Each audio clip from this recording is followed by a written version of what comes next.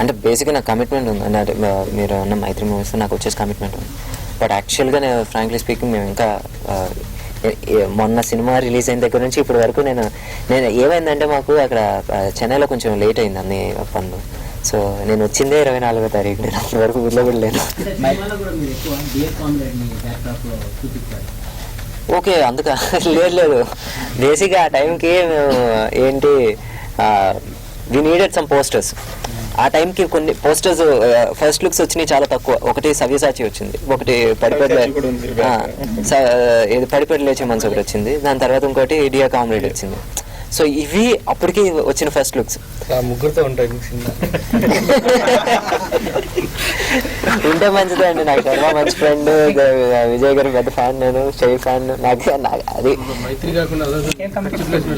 ఏదండి అంత పెద్ద పెద్ద మాట్లాడదండి. జనరల్ గా అడ్వాన్సులు తీసుకొని బర్త్డే ఫీల్ అవుతారా? నేను యూజువల్గా అడ్వాన్సులు తీసుకున్నాను, ఎందుకంటే నాకు తెలిసి నేను చాలా మంది ప్రొడ్యూసర్స్ చూసాను ఏంటంటే దే గివ్ అడ్వాన్స్, వెంటనే మనకున్న కమిట్మెంట్స్ వాళ్ళకి కావచ్చు, లేకపోతే వాళ్ళకున్న కమిట్మెంట్స్ కావచ్చు, డిలే అవుతుంది.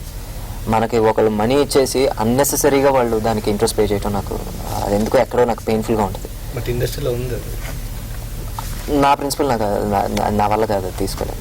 నాకు నేను వాళ్ళ బర్డెన్ మోస్తున్న ఫీలింగ్ వస్తుంది. ఎందుకంటే ఎవరన్నా మిమ్మల్ని మీతో తొందరగా సినిమా తీయాలని మీరే హీరో మీరే డైరెక్టర్ అంటే ఒక్కసారి ఈ ముఖానికి పౌడర్ కూడా పోయిన బాగా పక్కన పెట్టండి.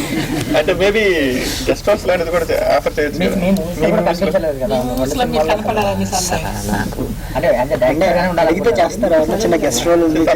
చాలా మంది చేస్తున్నారు. వల్ల కాదండి నిజంగానే. నేను మీకు తెలియదు, నా హీరో ఏదో ఇంటర్వ్యూలో డైలాగ్ ఉంటుంది, మొహాన్ని ప్లాస్టిక్ బ్యాగ్ కట్టేసినట్టు ఉంటుంది. మేకప్ ఇలా పుయ్యంగానే నాకు ఏదో ప్లాస్టిక్ బ్యాగ్ వేసేసినట్టు ఉంటుంది.